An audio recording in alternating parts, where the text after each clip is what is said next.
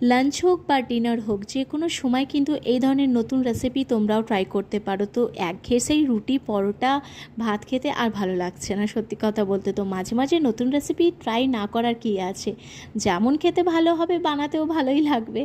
তো এখানে নিয়ে নিয়েছি প্রথমেই রিফাইন অয়েল, খুব ভালো করে তেলটাকে গরম করে নিয়েছিলাম, তাতে অ্যাড করেছিলাম ছোট চিংড়ি মাছ। চিংড়ি মাছগুলো হালকা করে ভেজে নিতে হবে, তার সঙ্গে অ্যাড করে নিতে হবে পনির। যদি তোমাদের কাছে পনির অ্যাভেলেবেল থাকে, তো আমার কাছে ছিল বলে তাই আমি পনিরের কিউবস কটা মতন অ্যাড করেছিলাম। সব কিছু খুব ভালো করে ভেজে তুলে রেখে দেবো। ওই তেলেই অ্যাড করব 1 চামচের মতন বাটার, আর ফোড়নে ধরো ওই 1/2 চামচের মতন গোটা জিরে আর কটা মতন রসুন পোয়া। ফোড়নটাকে খুব ভালো করে ভেজে নিতে হবে।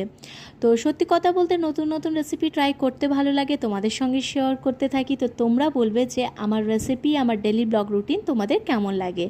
তো এখানে দেখো ফোড়ন সব কিছু ভালো করে ভাজা হয়ে গেছিলো, তাতে অ্যাড করেছিলাম বানিয়ে রাখা গোবিন্দভোগ ভাত।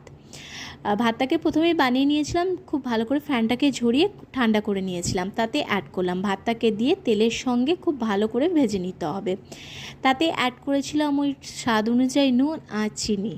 নুন চিনি দিয়ে ভাতের সঙ্গে কিন্তু খুব ভালো করে মিশিয়ে নিতে হবে। তার উপর থেকে অ্যাড করে দিতে হবে ভেজে রাখা চিংড়ি মাছ, আর তার সঙ্গে পনির, আর ওই 1/2 চামচের মতন সয়া সস দিয়ে সব কিছু একসাথে খুব ভালো করে মিশিয়ে নিতে হবে।